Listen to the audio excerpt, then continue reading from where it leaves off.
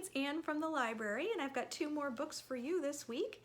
The first one is called The Tiny Hero of Ferny Creek Library, and it's by Linda Bailey, and it is available through Overdrive on the Libby app. And the book, it was recommended to me by my coworker Claire, and we both thought it would make a great book for kids who have enjoyed Charlotte's Web or the Humphrey series, because it's about a bug who lives behind the whiteboard in a 4th grade classroom with his 53 brothers and sisters and his aunt and his parents. And one day his aunt goes off to the school library but doesn't come back, and so it's up to Eddie to go on a quest to see if he can find her. What he discovers along the way is that there's a plan to close the school library and to get rid of all of the library books. Now, this is particularly upsetting to our bug Eddie because he is an avid reader. He loves to read. I think probably a lot of you can relate to that.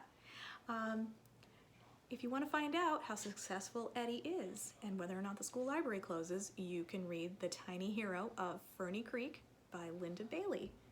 Looks great to me. And the next book is called The Forgotten Girl by India Hill. And this one's also available on Overdrive through the Libby app. And it is available as an audiobook as well. So if you want to listen to it, it's available through Hoopla as audio. And this, as you can tell, is a scary story. This one had me very frightened. And it's the story of a girl named Iris and her best friend Daniel.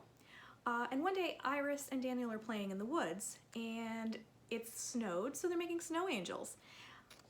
What they find as they're making snow angels is that they are in an abandoned graveyard. And they find that the grave that they've just made a snow angel on is the grave of a girl who's about their age. They're a little spooked by that. And in fact, Iris starts having strange things happening to her. She begins to have vivid nightmares. She wakes up to find her bedroom window wide open with no explanation. She thinks she sees the shadow of a girl lurking at the edge of the woods. And all the while, she feels a need to go back to that graveyard and find out more. And as it happens, she has the opportunity to do a school project where she can research the history of this graveyard. And it turns out that it is associated with the African American community in her town. And so she decides that it would be a great project to research and to call attention to this graveyard and to maybe try to restore it, tell the stories of the people who are buried there, because it's very important to the history of the town. And that's fine, but what's complicating matters is that they've now unleashed a ghost who is starting to really freak them out. And so if you want to find out what happens in this story and do they defeat this ghost or not, you'll have to read this book called The Forgotten Girl by India Hill. India Hill Brown is the name. I gave you the wrong name. I can't believe it. But I have been trying to make this video all day, and so we're going to go with it, even though I gave you the wrong name.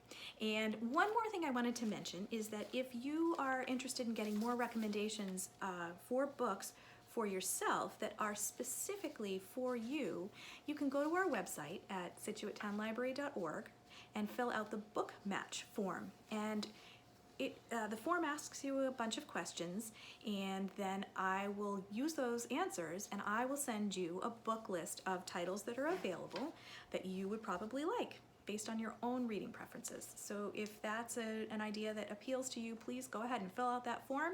If you've already done it in the past, fill out another one and I'll send you more reading recommendations. And in the meantime, happy reading and take care. Bye-bye.